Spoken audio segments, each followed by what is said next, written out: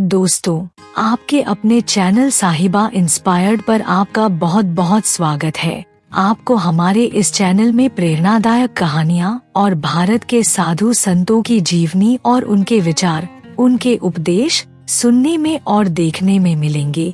आशा है आप हमारे इस चैनल को पसंद करेंगे और हमें बहुत प्यार देंगे। आप सबके विश्वास पर मैं आज का वीडियो शुरू करती हूँ। दोस्तों, बहुत पहले की बात है, एक गांव में गौरी शंकर नाम के पंडित जी रहते थे। उनके परिवार में उनकी पत्नी और 5 साल का बेटा था, जिसका नाम था हरि शंकर। गौरी शंकर बहुत ही पहुँचे हुए पंडित थे। वो चाहते थे कि उनका बेटा भी एक नामी पंडित बने, विद्वान पंडित बने। गौरी शंकर दिन रात इसी बात को सोचा करते थे। एक बार की बात है, गौरी शंकर किसी काम के लिए बाहर गए हुए थे। तभी रास्ते में जोरों की बारिश होने लगी। गौरी शंकर बारिश के कारण अपने घर वापस नहीं आ सके और उधर घर में गौरी शंकर की बीवी को बहुत तेज बुखार आ गया और बाहर बारिश थी कि रुकने का नाम ही नहीं ले रही थी। घर में गौरी शंकर की पत्नी और उसका बेटा हरि शंकर ही थे। शंकर इतना छोटा था कि वो डॉक्टर को भी बुला नहीं सकता था और बेचारे उधर गौरी शंकर बारिश और तूफान में फंस चुके थे।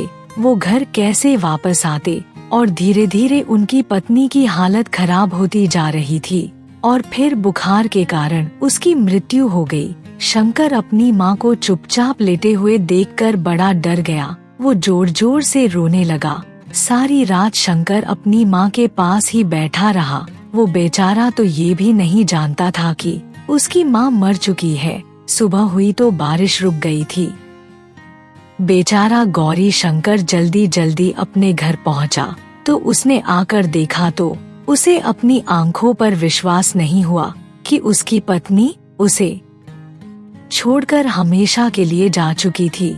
वो जोर जोर से रोने लगा और कहने लगा, पार्वती, मैं तुम्हारे बिना शंकर को कैसे संभालूंगा? तुम तो मुझे छोड़कर चली गई हो। अब शंकर और मेरा ख्याल कौन रखेगा?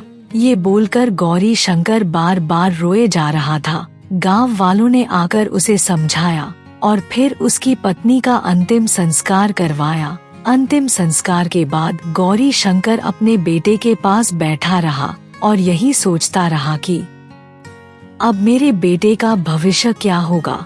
उधर हरि शंकर के दिमाग पर एक गहरा जख्म बन गया था। उसके दिमाग में ये बात बैठ गई थी कि हमें कभी भी कोई भी छोड़ कर जा सकता है। उसने अपने पिता से पूछा, माँ हमें छोड़कर क्यों चली गई? तब उसके पिता ने कहा, बेटा, तुम्हारी माँ का हमारे ऊपर इतना ही कर्जा था, वो उसने चुका दिया और वापस भगवान के पास चली गई। ये बात भी हरि शंकर के दिमाग में बैठ गई कि हर कोई अपना कर्जा देने ही हमारे साथ रहने आता है। जब उसका कर्जा पूरा हो जाता है तो वो हमें छोड़कर वापस चला जाता है। धीरे धीरे गौरी शंकर और हरि शंकर इस सदमे से उभरने लगे। गांव वाले गौरी शंकर को बहुत मानते थे। उन्होंने उसे बहुत समझाया कि तुम दूसरी शादी कर लो, लेकिन गौरी शंकर ने अपने बेटे की खुशी के लिए दूसरा विवाह करने से इनकार कर दिया और ये निश्चय किया कि वो खुद उसे पाल पोस कर बड़ा करेगा। ऐसे ही समय बीतता चला गया। अब हरि शंकर भी बड़ा हो गया था। वो भी अपने पिता की तरह बहुत ही ज्ञानी और समझदार था, इसलिए वो अपने पिता के काम में हाथ बटाने लगा। दोनों अब अच्छा पैसा कमाने लगे थे, जिससे उनके घर में खुशियां आ गई थी। लेकिन होनी को कुछ और ही मंजूर था। एक दिन गौरी शंकर की दुर्घटना में मौत हो गई और बेचारा हरि शंकर फिर से अकेला रह गया। वो अपने पिता के गम से उबर ना सका। उसने कई दिनों तक खाना तक नहीं खाया और अपने पिता को याद करता रहा। वो अपने घर में ही पड़ा रहता, किसी से कोई बात ना करता। हरि शंकर के पड़ोसी ये देखकर बहुत परेशान थे कि ऐसे तो हरि शंकर मर जाएगा। इसलिए उसे समझाने के लिए सभी उसके घर गए और फिर उन्होंने मिलकर गांव की एक गरीब लड़की से हरि शंकर का विवाह करवा दिया। हरि शंकर का विवाह जिस लड़की से हुआ था, वैसे तो वो ज्यादा पढ़ी लिखी नहीं थी, लेकिन वो संस्कारी और बड़ी समझदार थी और समाज में उठना बैठना जानती थी। धीरे धीरे उसने हरि शंकर के घर को फिर से खुशियों से भर दिया। हरि शंकर भी अब पिता के गम को भूल गया था और फिर से अपना काम करने लगा।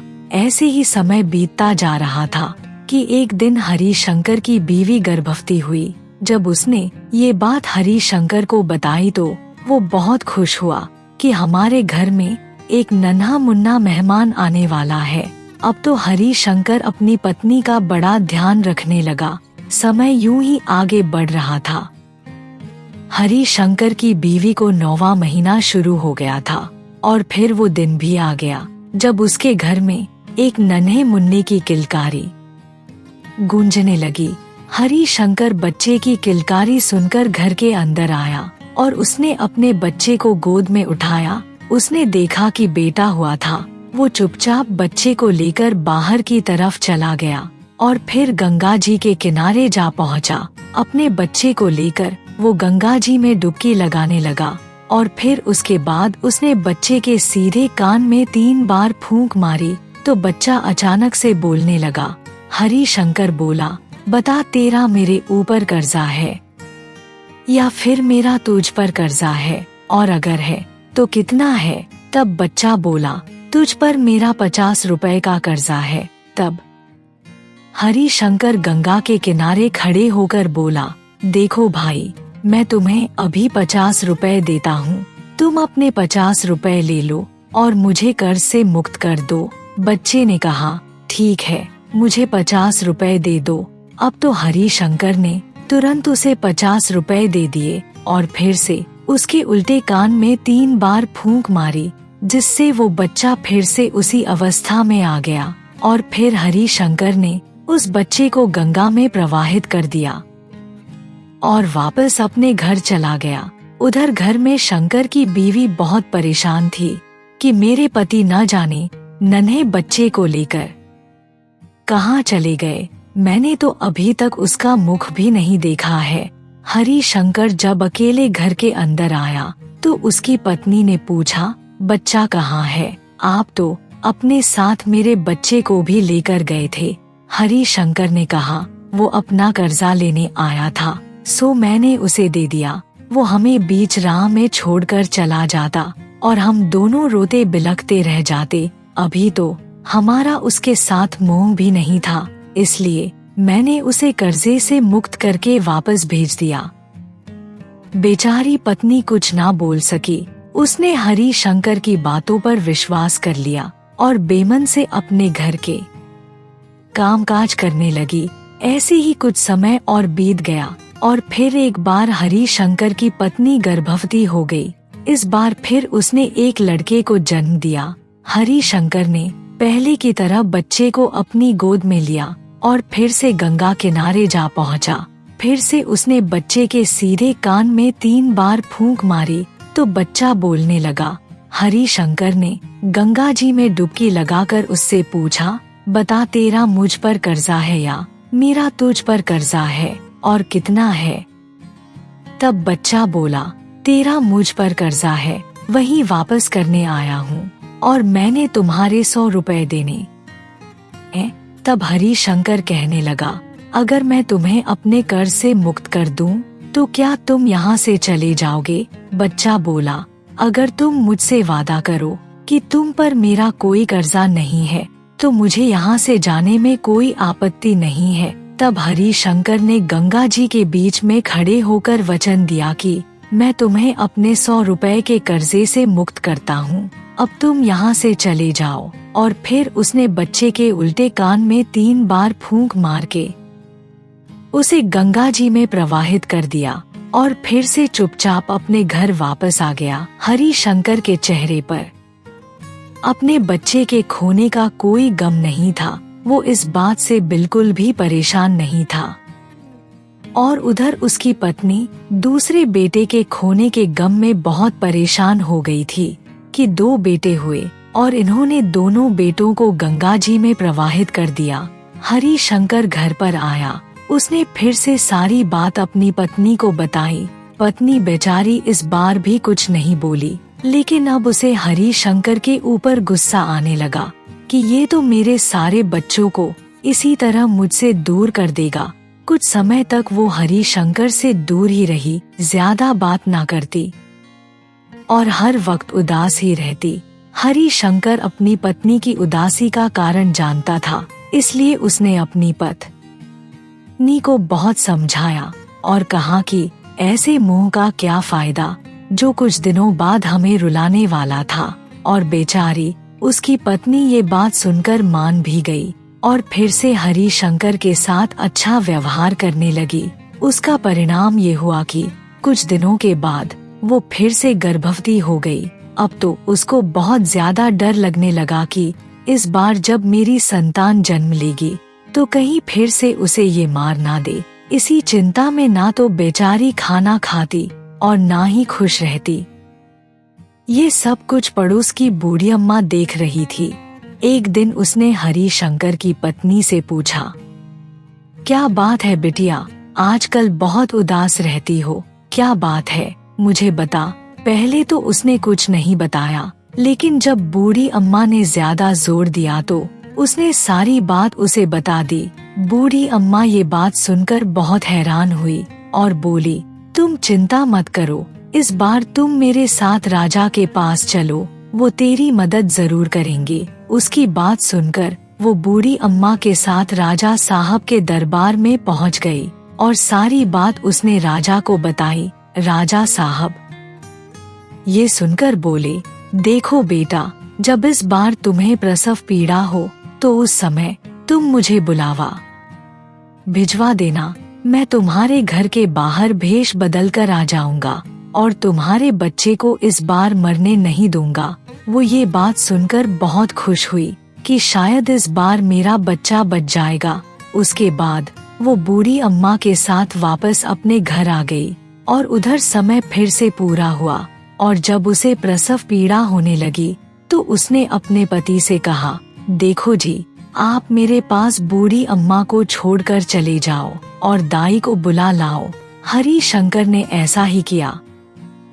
वो बूढ़ी अम्मा को अपनी पत्नी के पास छोड़कर चला गया और उधर बूढ़ी माँ ने मौका पाकर राजा को खबर कर दी। राजा साहब भी ये खबर सुनते ही भेष बदलकर हरि शंकर के घर के सामने आ गए। तब तक हरि शंकर भी दाई को लेकर आ गया था। थोड़ी देर के बाद ही एक बेटे ने जन्म लिया। हरि शंकर ने फिर से वही किया जो वो हमेशा करता था। उसने अपने बेटे को कपड़े में लपेटा और फिर घर से बाहर चल दिया। चलते चलते वो फिर से गंगा किनारे पहुंच गया, लेकिन इस बार राजा उसका पीछा कर रहा था। राजा ने छुप कर देखा कि हरि शंकर ने गंगा में डुबकी लगाई और फिर अपने बच्चे के कान में 3 बार फूंक मारी और फिर उससे पूछा, बता, तेरा मुझ पर कर्जा है या फिर मेरा तुझ पर कर्जा है, और अगर है तो कितना है? तब उस बच्चे ने जवाब दिया, मेरे ऊपर आपका 50,000 का कर्जा है, वही चुकाने वापस आया हूँ। हरि शंकर ने मन ही मन सोचा, 50,000 का कर्ज तो बहुत ज्यादा होता है, ये पूरी जिंदगी वापस नहीं कर पाएगा और हमारे साथ अंतिम समय तक रहेगा, इसलिए अपने बेटे को मैं वापस घर ले जाता हूँ। उसने उसके दूसरे कान में 3 बार फूंक मारी और उसे वापस घर ले आया। राजा को कुछ भी समझ में नहीं आया कि ये सब क्या हो रहा है और हरि शंकर ने अपने बेटे को क्यों नहीं मारा। राजा वहाँ से वापस अपने राजमहल में चला गया और उधर जब हरि शंकर अपने बेटे को लेकर घर पहुँचा तो उसकी पत्नी ने सोचा कि राजा साहब की वजह से आज मेरा बेटा जिंदा बच गया, उन्होंने ही मेरे बेटे की जान बचाई है। वो मन ही मन राजा साहब को धन्यवाद देने लगी। हरि शंकर ने उसे चुप देखकर कहा, ये हमारा बेटा हमारा साथ अंतिम समय तक निभाएगा, अब हमें इसके साथ अपनी खुशियाँ बांटनी है। फिर उसके बाद हरि शंकर ने गांव वालों को बुलाकर खाना खिलाया और खूब खुशियाँ मनाई। धीरे धीरे समय आगे बढ़ता गया और हरि शंकर अपने बेटे को देखकर खुश हो रहा था कि मेरा बेटा जल्दी से बड़ा होगा और फिर वो भी मेरे जैसा विद्वान पंडित बनेगा और फिर मैं इसका विवाह कर दूंगा, तब सब कुछ कितना अच्छा होगा। हरि शंकर यही सब सपने देख रहा था, लेकिन हरि शंकर अपने बच्चे को बाहर पढ़ने के लिए नहीं भेजता था। वो खुद ही अपने बच्चे को शिक्षा दीक्षा देता था और उसने जल्दी ही अपने बेटे को अपने से बड़ा विद्वान बना दिया और हरि शंकर ने अपने बेटे का नाम रखा चंद्रकांत। एक दिन हरि शंकर ने अपने बेटे को कहा, बेटा अब तुम्हारी पढ़ाई पूरी हो गई है, अब तुम निश्चित होकर अपनी माता के साथ समय बिताया करो।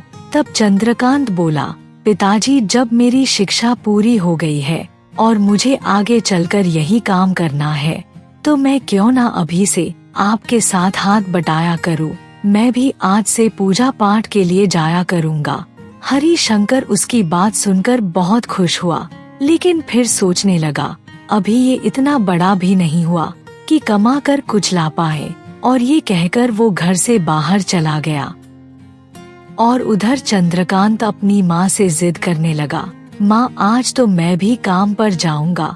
उसकी माँ ने उसे बहुत समझाया, लेकिन चंद्रकांत नहीं माना और घर से चल दिया और इधर उधर गांव में घूमने लगा, लेकिन किसी ने भी चंद्रकांत से कोई पूजा नहीं करवाई। वो बहुत परेशान हुआ कि माँ से बोल कर आया हूँ कि आज कुछ कमा कर लाऊंगा, लेकिन मुझे तो कोई भी ग्राहक नहीं मिला जिसके यहाँ मैं कुछ पूजा पाठ कर सकूं। उसको भटकते भटकते शाम हो गई थी। चंद्रकांत निराश होकर घर जा रहा था, तभी उसे किसी के रोने की आवाज सुनाई दी। उसने पलट कर देखा तो एक सुंदर सी औरत खड़े होकर रो रही थी। चंद्रकांत उसके पास गया और उसके रोने का कारण पूछा। तब उस औरत ने कहा, मेरा पति बहुत समय से परदेस गया हुआ है और मुझे ये भी नहीं पता कि कब वापस आएगा। किसी से कुछ पूछूं तो कोई ठीक से बताता नहीं, सब मुझे बेवकूफ बना जाते हैं। और ये बोलकर वो फिर से रोने लगी। तब चंद्रकांत ने कहा, तुम चिंता क्यों कर रही हो, मैं बताऊंगा कि तुम्हारा पति कब वापस आएगा, लेकिन उसके बदले में तुम्हें मुझे दक्षिणा देनी पड़ेगी। ये बात सुनकर वो औरत बोली, तुम भी औरों की तरह मुझे लूटने के लिए आए हो। किसी ने आज तक ठीक से नहीं बताया और दक्षिणा लेकर चले गए।